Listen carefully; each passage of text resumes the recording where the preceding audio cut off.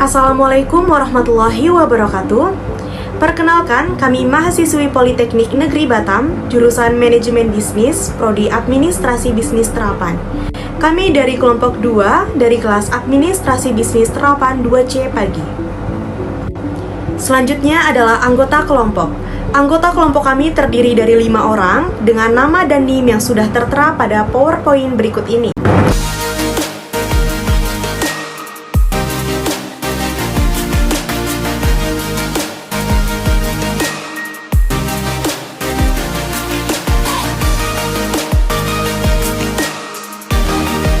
Tujuan video ini dibuat adalah untuk memenuhi tugas mata kuliah kesekretariatan dengan dosen pengempu Ibu Sinta Wayuhati dan dosen laboran Ibu Atikotunisa.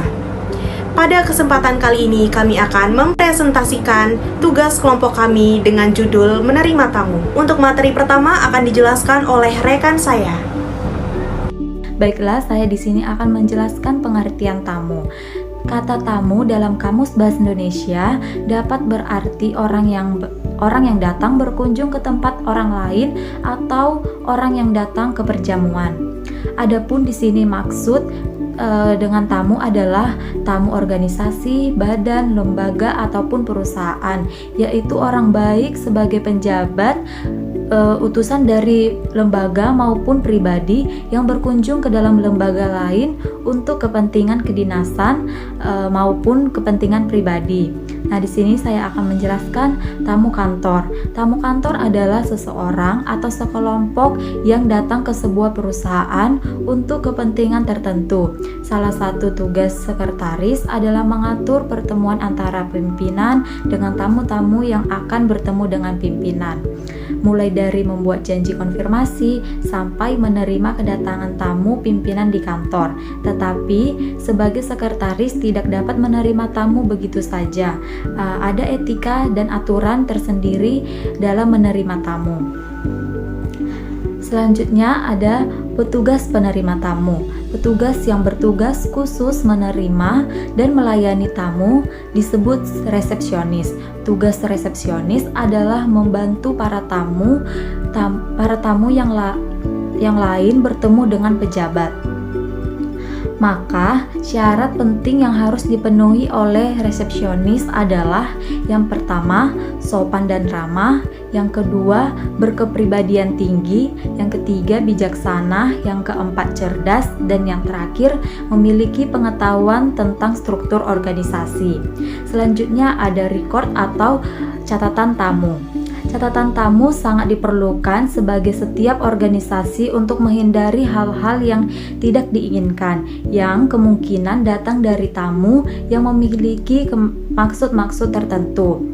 Catatan tamu mungkin memiliki format yang berbeda-beda, namun umumnya catatan tentang seorang tamu meliputi keterangan-keterangan sebagai berikut. Yang pertama, tanggal, yang kedua, nama tamu, yang ketiga ada nama pejabat, yang keempat ada nama pejabat yang ingin ditemui, yang kelima ada tujuan.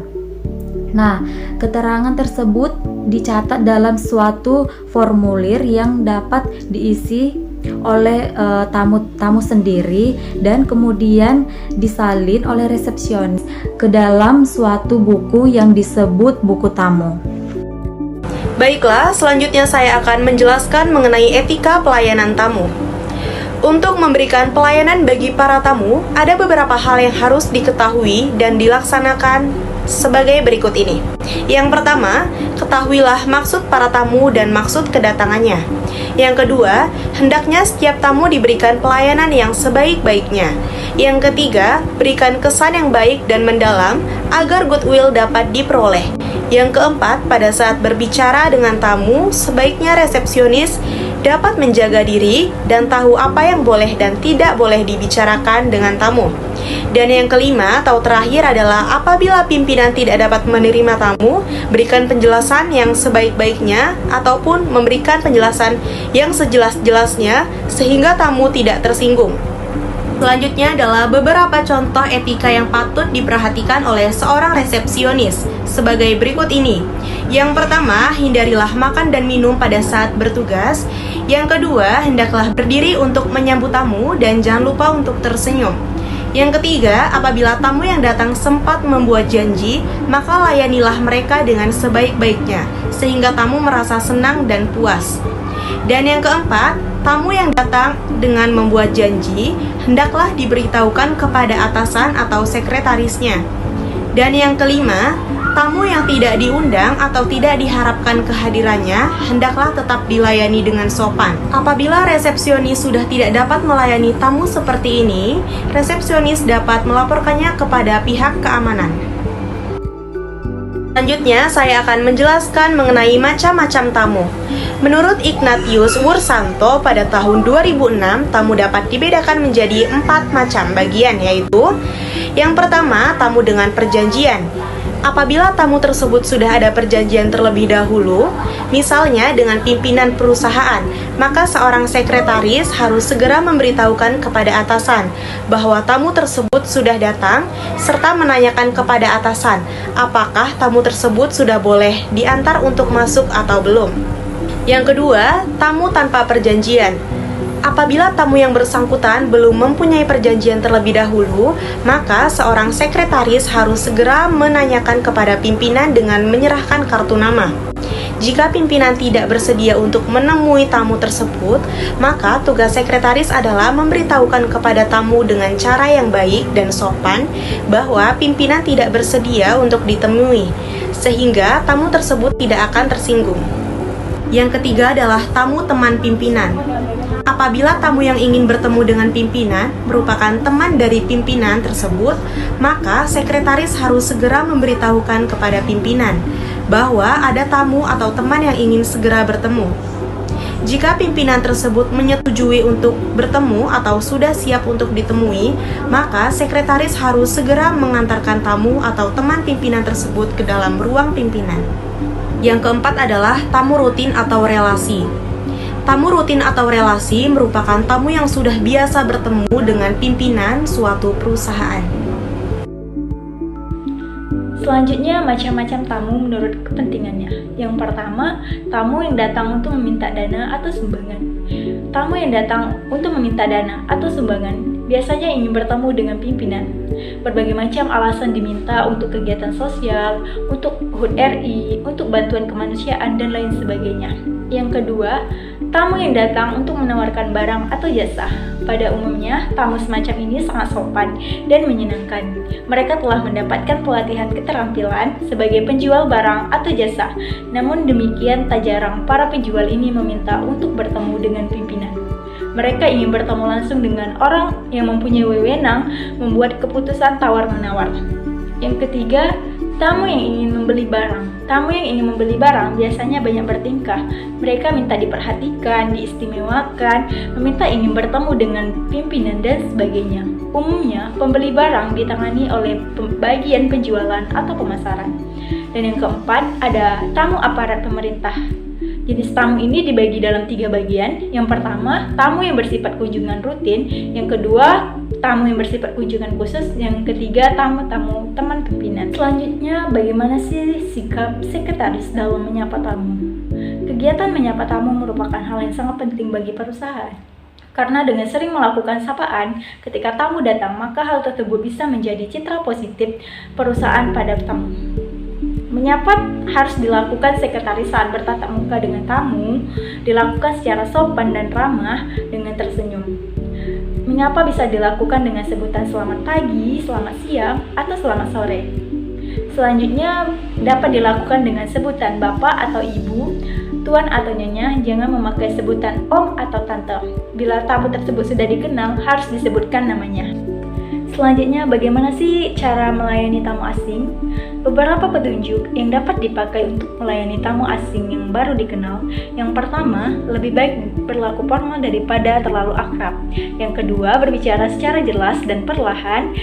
Dan yang ketiga, waspadailah istilah yang dipakai, jangan salah memakainya. Dan yang keempat, tulislah alamat nomor telepon yang dapat dihubungi oleh tamu bila ia menemui hambatan ataupun kesulitan, bila perlu disertakan seorang petunjuk jalan atau penerjemah.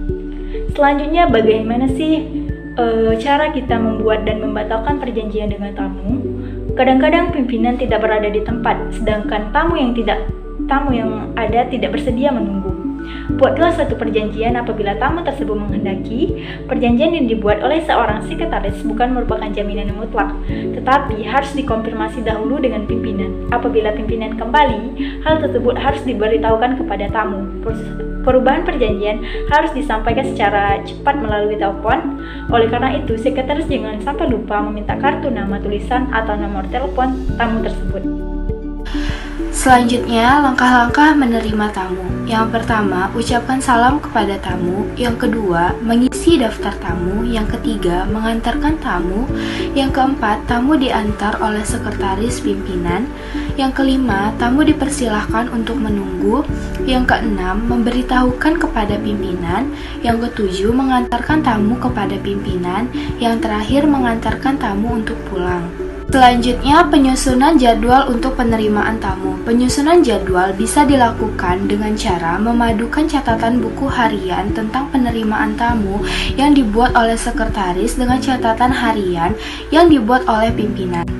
Pada penyusunan jadwal pertemuan, hal ini harus diperhatikan adalah tanggal waktu, tenggang waktu, atau jarak antara pertemuan dengan pertemuan lain. Selanjutnya, ada beberapa kesalahan yang sering terjadi dalam penerimaan tamu, yaitu yang pertama, tidak mengucapkan salam. Yang kedua, resepsionis tidak mengantarkan tamu. Yang ketiga, tidak mengisi buku tamu. Yang keempat, tidak memperkenalkan diri kepada pimpinan. Yang kelima, ruang tamu yang tidak relevan. Berikut beberapa contoh yang kami tampilkan, contoh menerima tamu di perpustakaan. Di dalam gambar ada beberapa hal yang dilakukan oleh resepsionis kepada tamu. Salah satunya menyapa tamu, memberikan salam kepada tamu, dan menanyakan tamu ada keperluan hal apa untuk datang. Selanjutnya, studi kasus pada penerimaan tamu. Sekretaris merupakan seseorang yang berperan penting dalam sebuah kegiatan perusahaan, terutama pada pimpinan. Seorang sekretaris mampu membantu pekerjaan pimpinan maupun pekerjaan lainnya. Tak hanya berurusan dengan pimpinan, seorang sekretaris juga banyak berkomunikasi dengan orang lain, baik itu perusahaan maupun di luar perusahaan. Dalam menerima tamu, hal pertama yang harus diperhatikan oleh sekretaris adalah tutur kata saat menyapa.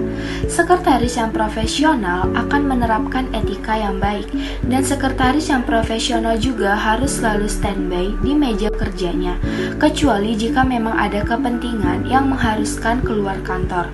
Sekretaris yang tidak berada pada meja kerjanya saat jam kerja sedang berlangsung akan membuat para tamu tersebut akan menunggu. Hal ini menyebabkan sekretaris terburu-buru sehingga sekretaris akan menggunakan bahasa informal dan tidak mengantarkan tamu ke tempat tujuan, yang mana akan membuat tamu yang datang kebingungan karena informasi yang kurang. Sini saya akan melanjutkan penjelasan tentang analisa kasus. Nah, menurut Sri Utaminingsih dalam jurnalnya, profesional adalah pekerjaan yang mendapatkan penghasilan. Lalu, seorang profesional harus memiliki kemampuan atau keahlian khusus. Profesional diwajibkan memiliki latar belakang pendidikan tinggi di bidangnya. Profesional merupakan penanda diri kualitas suatu profesi. Profesional dituntut dapat bertanggung jawab atas kenyamanan masyarakat pengguna jasa. Nah, oleh karena itu, sekretaris di perusahaan dituntut untuk profesional dan tanggung jawab tanpa pengawasan langsung dari seorang pimpinan dalam pekerjaannya. Karena hal ini dapat membuat citra yang baik bagi dirinya sendiri, pimpinan maupun perusahaan. Nah, seorang sekretaris tidak diperkenankan berbincang-bincang saat dalam jam kerja, karena jika sekretaris melakukan perbincangan dengan karyawan lain saat jam kerja, itu akan menyebabkan ketidakfokusan seorang sekretaris dalam melayani tamu yang ada, sehingga dapat memberikan informasi yang kurang valid kepada tamu yang datang. Nah, solusinya apa nih? Solusinya dalam permasalahan ini adalah pimpinan seharusnya memberikan arahan atau saran kepada sekretaris untuk tetap standby di jam kerja. Dan juga sekretaris dalam bekerja harus profesional dan bertanggung jawab terhadap pekerjaannya. Sekretaris yang profesional pasti sudah mengerti setiap etika dalam pekerjaan yang ia lakukan. Selanjutnya ada sikap sekretaris dalam menerima tamu menurut Ursula Ernawati. Antara lain, yang pertama pertama itu ada berpenampilan rapi, bersih dan segar. Karena jika penampilan sekretaris sudah rapi, bersih dan segar, itu akan membuat para tamu nyaman memandangnya. Lalu ada bersikap sopan, hormat dan ramah dengan tamu. Selanjutnya ada ekspresi wajah yang ramah namun meyakinkan. Selanjutnya sebisa mungkin menghafal nama tamu yang datang, dapat bergaul dengan tamu, mendengarkan baik apabila tamu sedang berbicara dan jangan memotong pembicaraan tamu. Yang selanjutnya ada menjaga gestur tubuh agar tidak melakukan kebiasaan-kebiasaan buruk seperti menggigit kuku, memegang dagu, itu tidak boleh. Selanjutnya ada penuh semangat kerja dalam menerima tamu, tidak boleh malas-malasan nih. Lalu selanjutnya ada pakailah nada yang lembut dan jelas saat berbicara dengan tamu, agar informasi yang diterima oleh tamu itu dapat dicerna dengan baik. Selanjutnya ada senantiasa bersikap tenang dalam menghadapi tamu, tidak boleh ada emosi dalam menghadapi tamu nih. Selanjutnya ada duduk pada posisi memungkinkan yang dapat melihat orang yang masuk ruangan dalam perusahaan. Selanjutnya, jangan mengikuti obrolan tamu saat berbicara. Lalu ada tulus dalam menerima tamu pimpinan. Dan selanjutnya ada apabila sekretaris tidak dapat segera melayani tamu, beritahukan kepada tamu bahwa ia dilayani sesaat lagi, agar tamu tidak merasa dikecewakan atau merasa tidak dihargai. Dan yang terakhir, menangani tamu yang komplain secara profesional tanpa adanya emosi yang tinggi. Itu dia tadi sikap-sikap sekretaris dalam menerima tamu menurut Ursula Ernawati. Yang terakhir ada solusi dari penulis. Solusi dari penulis ini solusi dari kelompok kami, yaitu yang pertama ada sekretaris memerlukan sebuah pelatihan kesekretarisan ataupun uji kompetensi atas kinerjanya yang masih kurang dalam melayani tamu. Nah, yang kedua ada sekretaris perlu banyak membaca buku tentang etika kesekretarisan. Jadi, para sekretaris dapat mendalami lagi ilmu-ilmu kesekretarisan. Sekian video presentasi dari kelompok kami. Apabila ada kesalahan dalam kata ataupun perbuatan, mohon dimaafkan. Wassalamualaikum warahmatullahi wabarakatuh.